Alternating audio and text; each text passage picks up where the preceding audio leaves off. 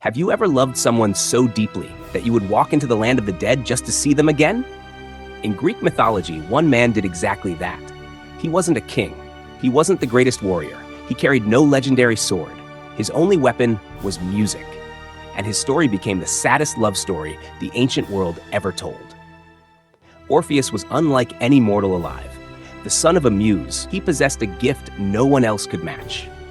When he played his lyre, wild beasts forgot their hunger. Rivers seemed to pause. Trees leaned toward his melody as though the earth itself wanted to listen. Then he met Eurydice. They fell deeply in love and were soon married. It should have been the happiest day of their lives. Instead, it became their last.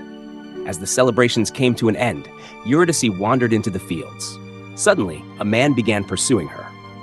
She ran through the tall grass, desperate to escape, but hidden beneath her feet was a venomous snake. One bite. She collapsed. Before Orpheus could reach her, his bride was dead. Death had stolen his bride before their life together had even begun. Most people would have surrendered to grief. Orpheus made a decision no mortal was ever meant to make. If death had taken Eurydice, then he would go where death lived. Every Greek knew the underworld was a place from which no living soul returned.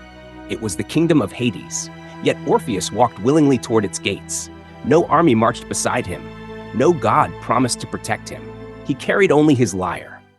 As he descended into the darkness, he began to play. Not a song of victory, not a song demanding justice. He poured his entire soul into the strings. Every note carried his grief. Every melody spoke of a love stolen too soon.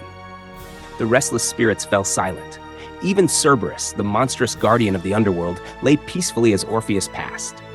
Then the music reached the throne of Hades. The god of the dead listened.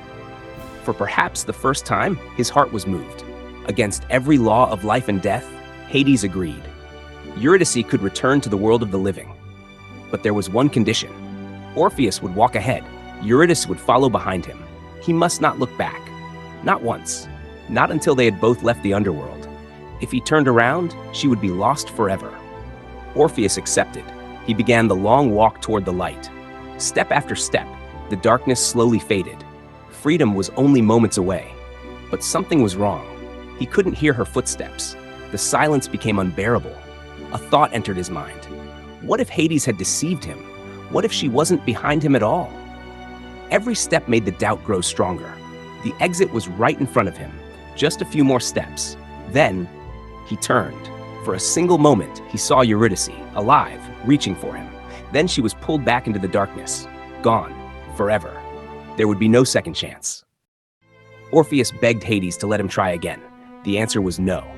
He left the underworld alone. Orpheus spent the rest of his life singing songs of the woman he almost saved. And in the end, the saddest love story in Greek mythology wasn't destroyed by death. It was destroyed by one final look.